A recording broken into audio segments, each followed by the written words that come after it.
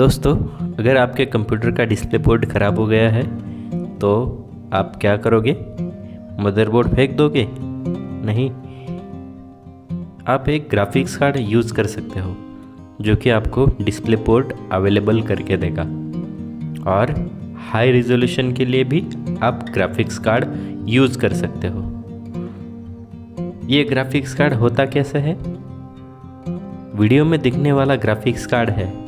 इसमें VGA, DVI और HDMI port होता है जो कि आप यूज़ कर सकते हो डिस्प्ले लाने के लिए। अब बिठाते कैसे हैं? CPU में ग्राफिक्स कार्ड बिठाने के लिए एक स्लॉट होता है।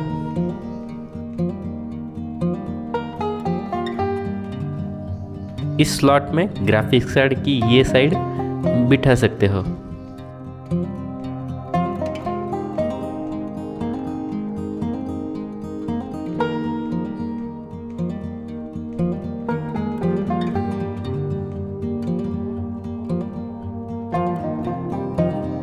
और बस आपका काम हो गया है।